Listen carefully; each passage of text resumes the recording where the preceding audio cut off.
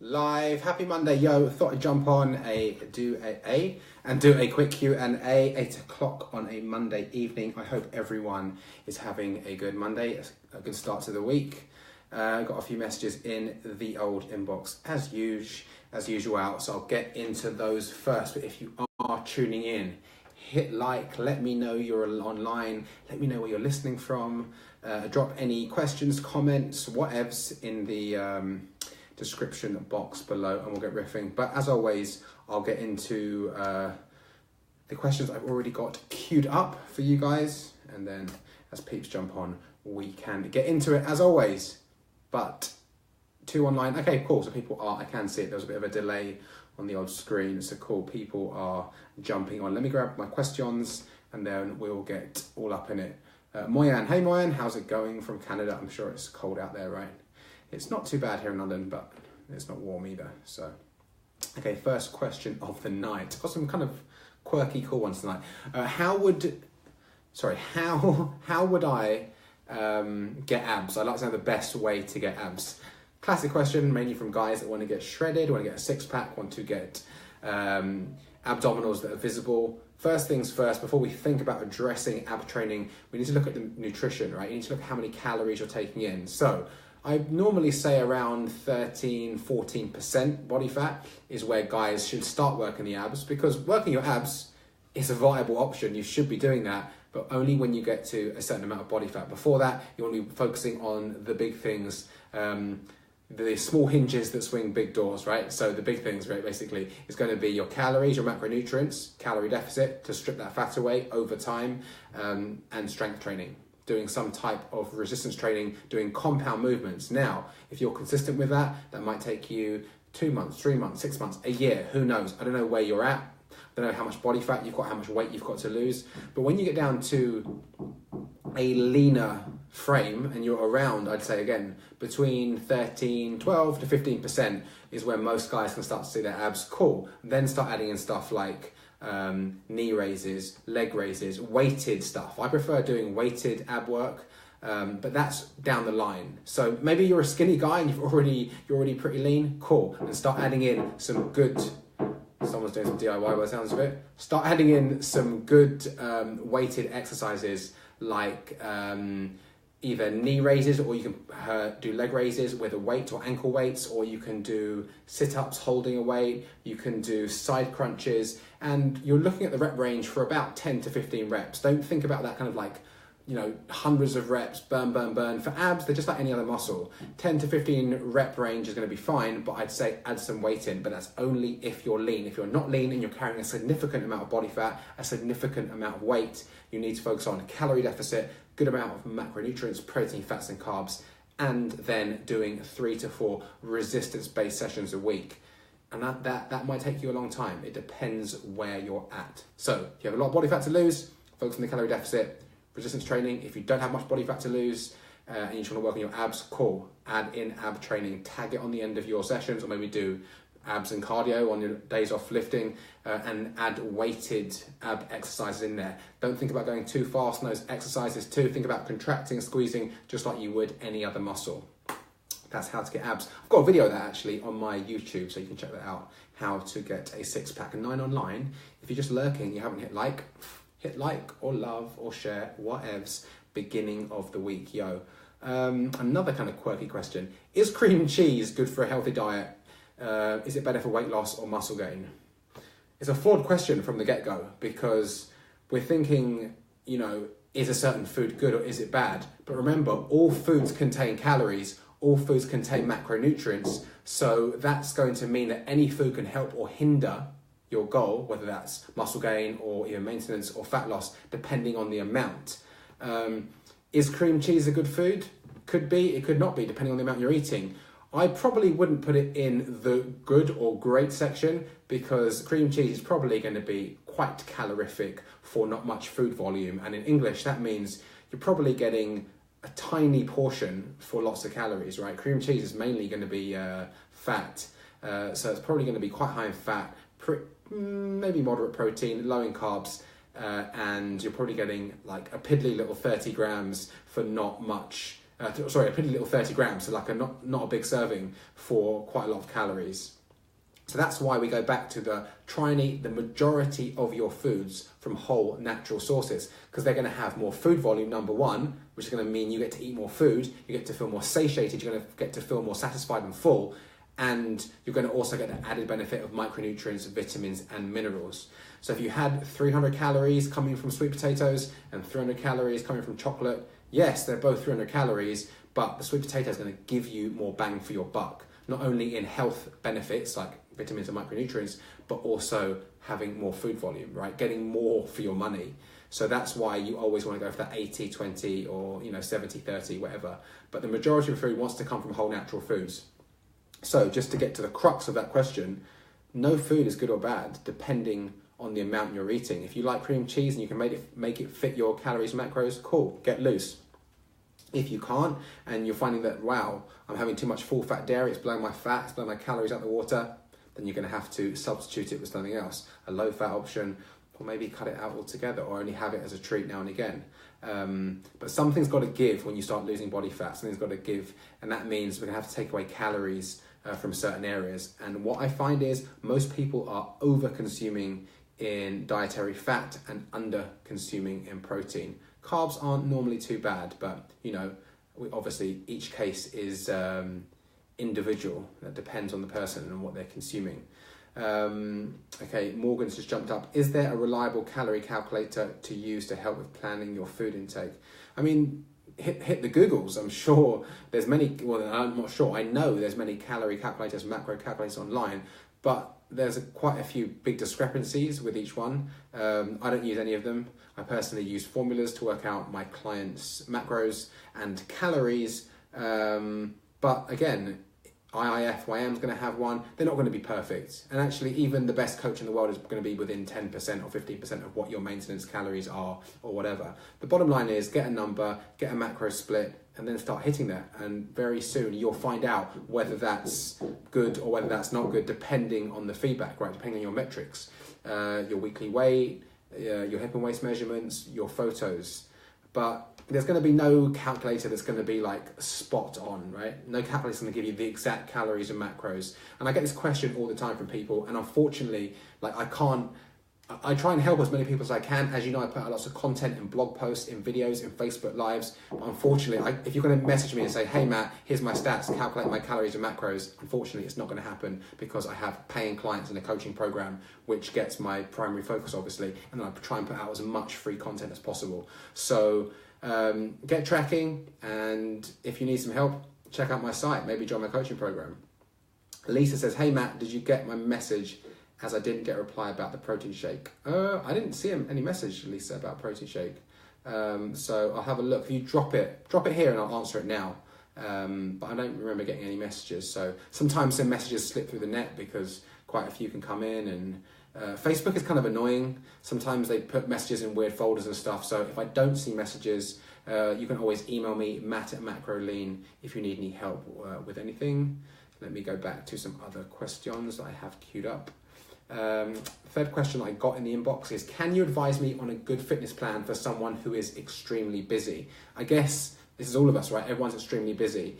The bottom line is here, try and get in at least 3 activity sessions a week, 3 workouts. And if you can't get in 3 workouts a week, maybe you need to rebalance your schedule. Maybe you need to have a look at your timetable, because 3 45-minute workouts a week would stand you in good stead if you're approaching that with a good nutritional approach. You're tracking your calories, you're tracking your macros in line with your goal.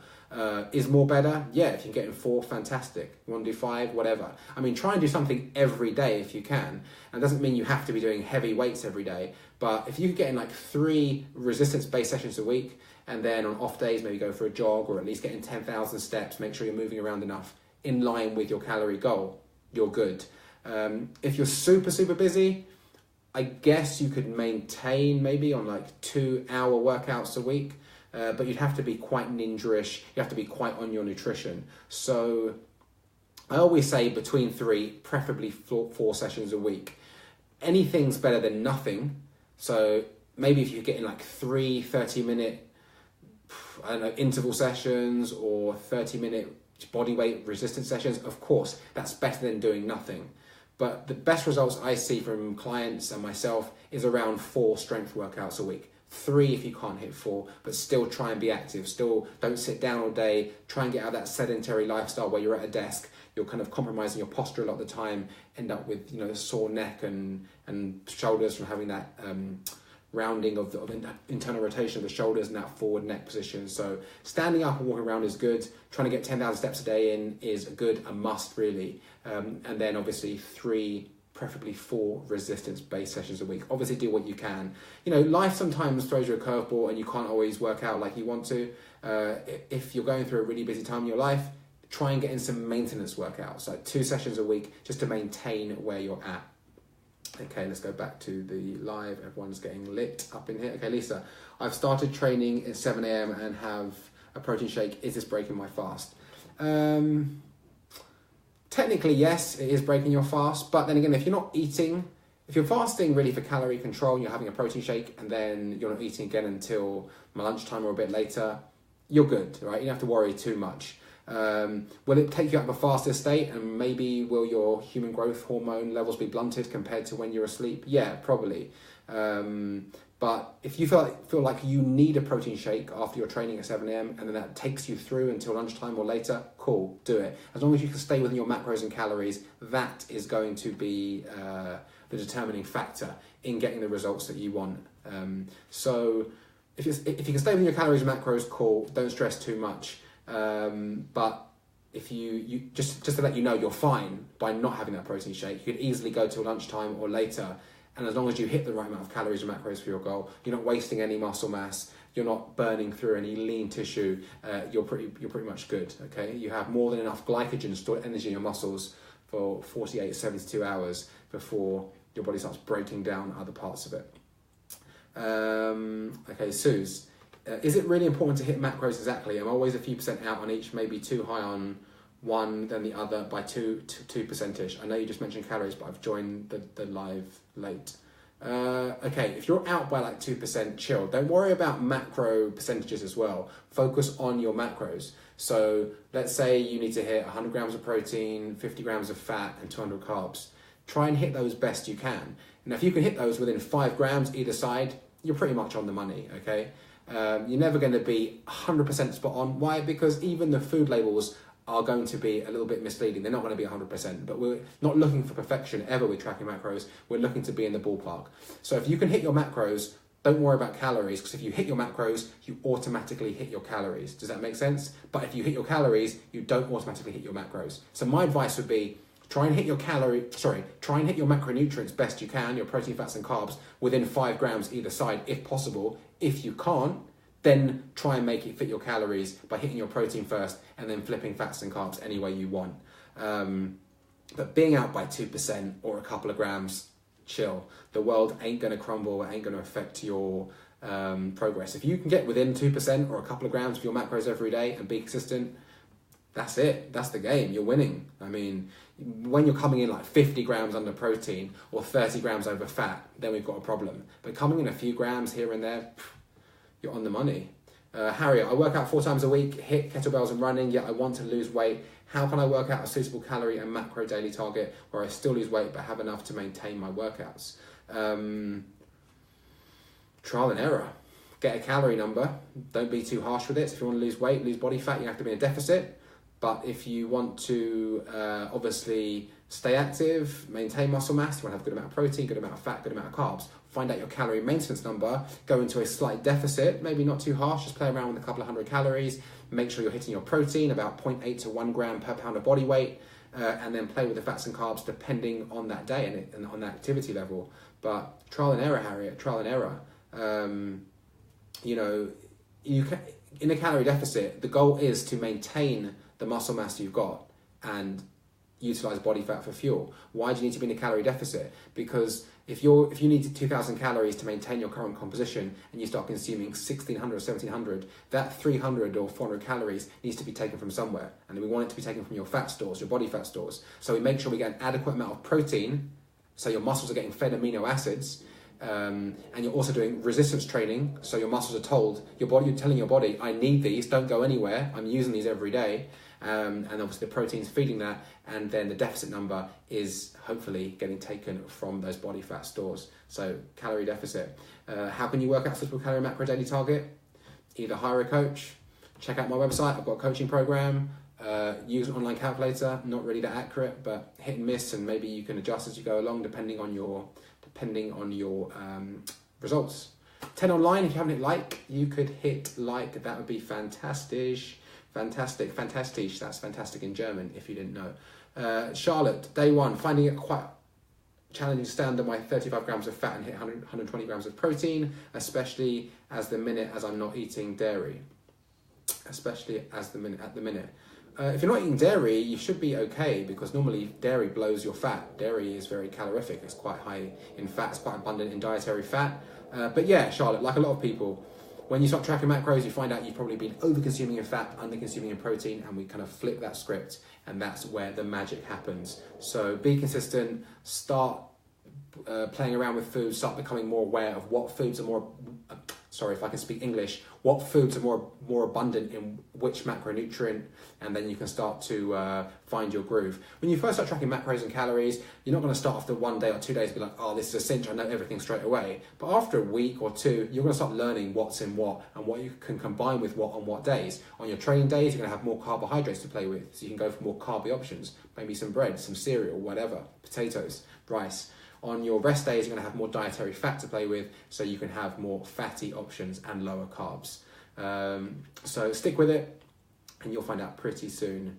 Okay, Lisa says, cheers, as I don't eat until 1 p.m. or later. Okay, cool. If you're staying within your calories and macros, Lisa, you're good. Kyle says, legend, Matt, not full of shit like the rest of them. First time in years, I really have been getting results just from tracking my max. Good stuff, Kyle. Yeah, that's it, man. Tracking your macros is the way to change your body. Whatever eating approach, eating style, diet you want to follow, if you've got any results, short-term or long-term, it's because you were hitting either intuitively or unintuitively the right amount of calories and macros for your body. So it's quite easy to get swept up in like, oh, the ketogenic diet is so good for fat loss, or the Atkins or whatever. If they make you lose body weight, lose fat, they created a calorie deficit. Nothing magical going on there. So I'm glad I'm spreading the macro message, and yeah, just be consistent. It's a consistency at the end of the day. You know, you're probably going to see results very soon when you start tracking your macros, especially in the first few weeks, which is great, which is always a great motivator to keep you on the path. But also, like anything, it's not an overnight fix. Like if you're a guy and I don't know, you're 30% body fat or 25% body fat, don't expect to track your macros and within 2 weeks have abs. But do expect to be consistent with that, and, you know, still factor in foods you enjoy, still have the flexibility, still have the malleableness of going out to eat, cooking your food, enjoying your food, having your drink, and still being able to lose body fat consistently over a period of time. And we all want the quick fix. We all want like, you know, I wanted it off yesterday, I want to be shredded. Yeah, in fantasy, that sounds great. But can you imagine if you just said, right, I'm going to get into a calorie deficit, not too harsh, not too crazy, and I'm just going to chip away and lose 1 to 2 pounds a week for 12 months. I mean, you could take off 50 pounds. You could take off, you know, 100 pounds or whatever. If you had that much to lose, you probably don't have that much to lose, but, you know, you could. So slow and steady wins the race. Be the hare, don't be the... sorry, I got that mixed up. Be the tortoise, don't be the hare, right? Rushing. When I was younger, I always wanted everything fast. You know, I want it fast, I want it now, I want to make money now, I want to lose weight now, I want to get ripped now, I want to find the perfect girlfriend now, I want to do everything now. And actually, I found out as I got older, a bit more mature, that slowing down and enjoying the journey is so much better, because if you don't enjoy the journey, you won't enjoy the destination. It's corny, it's a bit cheesy, it's a bit self-help, whatevs, but it's true. So you need to enjoy the journey, and you need to know good things are coming to you. And good things don't just fall out the sky into your lap. Anything worthwhile having in life, anything, any area, requires focus, a plan of action, and consistency. And it'll be a bit gritty at times. It's going to be a bit hard at times. But guess what? That's life. If it was easy, you'd be bored in 5 minutes. So put the work in and be consistent and stay around here for the daily motivation, yo. Charlotte, what are the best vegan protein sources? I primarily like tofu, I like red lentils, I like black lentils, I like pinto beans, black beans, kidney beans, chickpeas, and vegan protein powder. They're my main go-to sources. If you're on a vegan diet, it's going to be, you can easily hit your protein, don't worry about that, but your carbs are going to be higher. So with vegans, I normally bring the protein down a bit and give them more carbs to play with, and I find it gets, pretty good results too. So yeah, carbs go a bit higher, protein can come down. Normally I'd advise 0.8 to 1 gram per pound of body weight for most people, but with vegans we can go as low as probably 0.6 and bringing the carbs up a bit. Jim says, hi Matt, consistency. If I have a bad day of protein or a treat, if I have a bad day of protein or treat it as an extended fast, what's the deal? Don't really get what you're saying there, so I'm going to try and answer it best I can. Let's say you had a day where you didn't hit your calories and macros, maybe you blew them. Yeah, maybe pull back the next day a bit, have a long fast. Let's say you're going to hit 2,000 calories and you ended up hitting 2,700. Well, the next day, maybe take off, 300, 400, and maybe do the same the next day, and it will kind of smooth out as such. But, one day of overeating isn't going to get you fat, isn't going to derail you. One day of undereating isn't going to get you skinny, isn't going to get you ripped or lean. It's being consistent, right? If you're consistent with that calorie surplus, you're going to store body fat, right? Depending if you're like a bodybuilder and you've got your macros set right for muscle gain. But on the whole, if you're in a calorie surplus by overeating, not tracking your food, not looking at your macros, and you're consistent, you're going to get fat. End of story. If you're in a calorie deficit and you're consistent, you're going to lose body weight. Yeah, hopefully body fat, not muscle, but you're going to lose body weight. So one day over, one day under, not the end of the world. Don't cry about it. But, the odd, obviously we don't want to prolong that and have many days where we're over or many days where we're under. That's when things start to go a little bit haywire as such. Okay, Charlotte says, great, I did notice in this vegan section of the recipe book the carbs seemed higher for each meal. Yeah, I mean, because vegan diet or the vegan approach is plant-based, obviously lots of plant-based stuff like rice, potatoes, beans are quite carby, but remember, carbs aren't the devil. Carbs are just a macronutrient that we need. Any food can make you fat or thin depending on the amount. So like I said, with vegans, we can bring the protein down a bit and up the carbs and probably keep dietary fat roughly the same as non-vegans. So as long as the calories are the same, you're good. Okay, Jim, you got it. I meant not enough protein on one day or fasting the whole day breaks consistency. No, I mean, you can throw in a 24-hour fast here and there if you want, or a long fast. Your body isn't going to go into starvation mode. It is not, let me just clarify that, your body is not going to go into starvation mode. Starvation mode is something that happened in Auschwitz, right? People that were starved and really underfed, then the body starts eating away at vital organs and lean tissue, which ultimately leads to death. That ain't happening to anyone in 2018 unless you're, again, probably kidnapped and in some sort of prison or asylum where you're not being fed properly. So if you have a day off eating or 2 days off eating, or even 5, I did a 5-day fast before, not like I'm advising it to anyone. I did a 5-day fast. I didn't eat 1 week from Sunday evening until Friday evening. 5 days not eating, just drinking water. I lost about 10 pounds on the scale, but it was water, because over the weekend when I started eating again, I put it all back on again. So, your body doesn't really want to burn through muscle. It will burn through it if it has to over prolonged periods of time.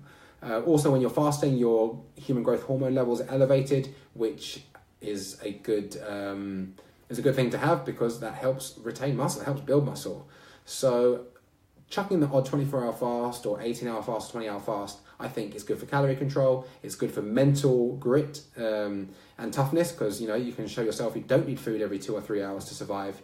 And I think it's a good thing to do. I think everyone should do the odd 24-hour fast now and again just to prove to themselves they don't need food all the time, and we're not at the whim of food companies and supplement companies that want you spending your money and increasing their bottom line the whole time. You need to be in control of that. And yeah, educate yourself on calories, macros, nutrition, but also know that you could go 24 hours or 20 hours easily without any food and you'd be absolutely fine.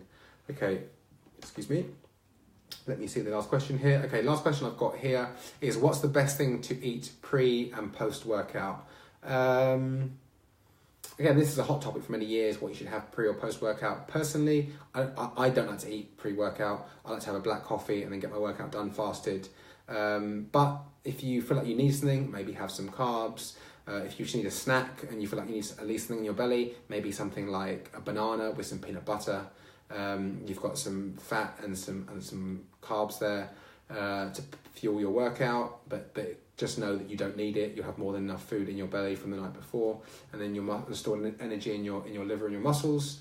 Post-workout, try and get something probably carby and proteiny. Is that even English? Something you could have, again, a banana or a fruit smoothie with a scoop of protein in there. I mean, they would be,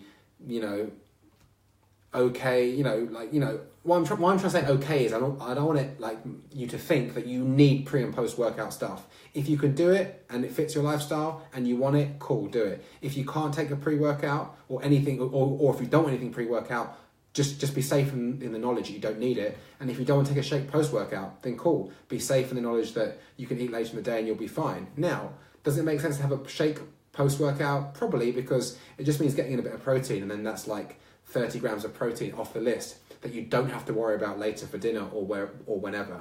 So I normally have a shake after the gym, not because I'm obsessed thinking that if I miss the anabolic window, which was like this 30-minute window that you must have, it was just this fucking made up shit by the fitness community as usual. The anabolic window, if you don't have any protein, 30 grams of protein within 30 minutes, you're going to waste your workout, you're going to burn through muscle. Not true. You can easily work out and then 2 hours later eat and you'd be fine. But for a lot of us, it makes sense to carry around some protein with us because it's just an easy way to get some protein down the old cake hole. Okay, guys, let me just check if there's any more questions. If not, I'm going to wrap it up. If you haven't hit like, you can hit like and just don't lurk and say hi and share and all that good stuff. Charlotte says, I like the idea of fasting, but when I've tried it, I'm not hungry enough to fit all my calories into a small time window, so end up eating way below my calorie intake or force feeding myself to eat. Okay, cool, Charlotte. Well, that's probably not for you then. If you're finding it hard to hit your calories and macros, then fasting isn't for you. Or you can do like a semi-fast. Maybe you don't have to fast for 16 hours, but you can fast for like 14 hours or even like 13 hours, 15 hours, whatever, and then break your fast whenever you want to. Sue says, please can you just come live with me and tell me what to eat every day? Unfortunately not. I'm very expensive if you want me to be telling you what to eat every day. No, I'm joking, I'm not. But you could always jump on my coaching program, which is pretty reasonable, for 3 months coaching, and then you have access to me anytime you want via the email. Okay, peeps, I'm going to wrap it up there. 8:28. If you have any more questions, drop them in the comments below. If you're watching on the playback, I reply to all the comments, so you can drop more comments in here. Hit like, hit share, hit love, all that engagement, which helps with my organic reach. And I'll probably do another Q&A on Wednesday and maybe Friday. But until next time, peace out. And just remember, whether you're tracking your macros or not, your body is. Laters.